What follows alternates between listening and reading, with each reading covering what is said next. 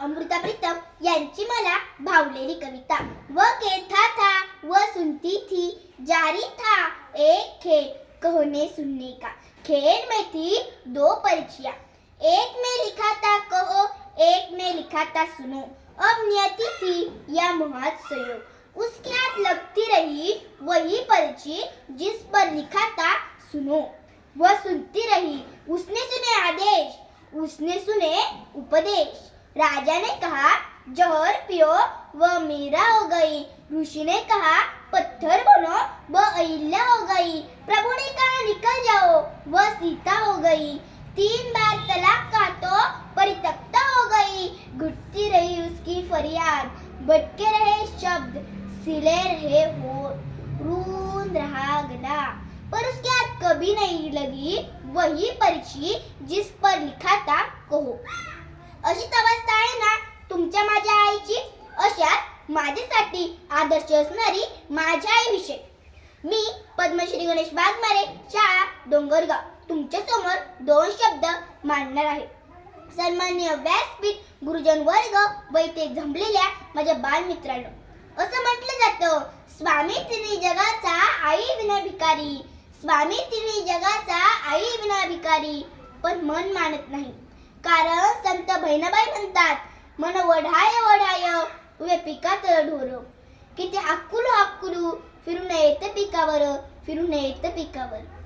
जी माझी आई सर्वांपेक्षा सृष्टीपेक्षा 9 महिने 9 दिवस जास्त मला ओळखते। तिने इतरांपेक्षा 9 महिने जास्त मला जपलेले असते। माझा पहिला स्पर्श माझ्या आईने अनुभवला। संपूर्ण विश्वगाड झोपेत होतं तेव्हा माझ्या आई माझी जागी होती। म्हणून भगवंताने सुद्धा सर्वांपेक्षा का कोण अधिकार जास्त आईला दिला। भगवंताला मागून आई मिळत नाही, आईने मागितलं तर भगवंताकडे भगवंताला सुद्धा नाही म्हणता येत नाही। म्हणून संत म्हणतात एसियाचा पदर धरा जेणे देवी घरा, एसियाचा पदर धरा जेणे देवी घरा। एसियाचे पदराचे धनी साधू संत ऋषीमुनी, साधू संत ऋषीमुनी। जी मुलांसाठी राखते ती आई झाली, जी श्यामच्या मनावर योग्य संस्कार करणारी श्यामची आई झाली, जी स्त्री उदरासाठी जगते ती सावित्री माई झाली, जी कसरत राहते ती ज्ञानेश्वरी माऊली झाली, आणि या सर्वांना भद्रात घेणारी तुमची माझी विठू माऊली झाली, विठू माऊली झाली। आजपर्यंत इतिहास आहे आई होण्यासाठी बाईला त्यागच करावा लागतो। ओहो, माझ्या शेतात राबायला जायची, शेतात सर्वजण भाजी भाकरी भरपूर आणायचे। माझी आई मात्र कांद्याच्या शेतातील कांद्याची पात भरपूर तोडून घ्यायची।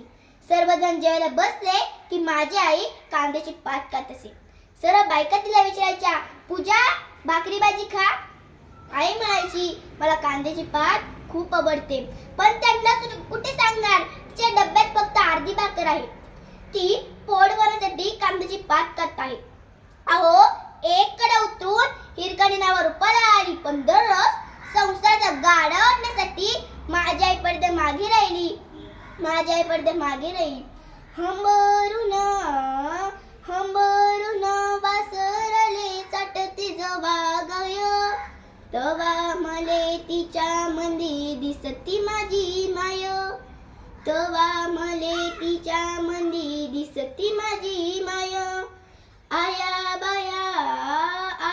बाया सांगत होत्या होतो जवा तान्हा, दुष्काळात मायेच्या आटला होता पाना।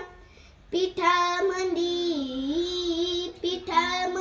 पाणी टाकून मले पाजत जाय, तवा मले पिठामंदी दिसती माझी माय, तवा मले पिठामंदी दिसती माझी माय। असं नाना सुर्वे यांनी तुमच्या माझ्या प्रेमाचा ठाव घेणारी कविता लिहिली आहे। अशी माझ्यासाठी आदर्श असणारी माझी आई मला आवडते, जी माझ्या मनावर योग्य संस्कारासाठी सतत प्रयत्न करते। मी जगाच्या बाजारात उत्तम माणूस व्हावा असे तिला वाटते। कांद्याप्रमाणे प्रकाशित व्यक्तिमत्वाने स्वयंप्रकाशित होण्यासाठी ती रात्रंदिवस कष्ट करते, म्हणून मला माझी आई आदर्श वाटते। आई लेकराची माय असते, वासराची गाय असते, दुधावरची साय असते, लंगड्याचा पाय असते. आई सर्वांसाठी असते, पण मला माझ्या आईसाठी जगायचं आहे. माझी आई माझ्यासाठी एक आभाळ माया आहे. माझी आई माझ्यासाठी म्हणून प्रेमाने आई हाक मारून पहा. तिच्या डोळ्यात पाणी आल्याशिवाय राहणार नाही. म्हणून संत म्हणतात, ऐसियाचा पदर धरा जने देवी घरा. एक प्रमोद चाहिए तुझ्या कष्टा पार. आईने मला जन्मभराची संस्कारांची शिदोरी दिली, म्हणून मी जगातील श्रीमंत व्यक्ती आहे. अशाच माझ्या आईला मी जपणार आहे, काळजी घेणार आहे. आणि तुम्ही अशा माझ्या आईच्या चरणावर मी नतमस्तक होऊन 2 शब्द थांबविते. जय हिंद, जय भारत, धन्यवाद.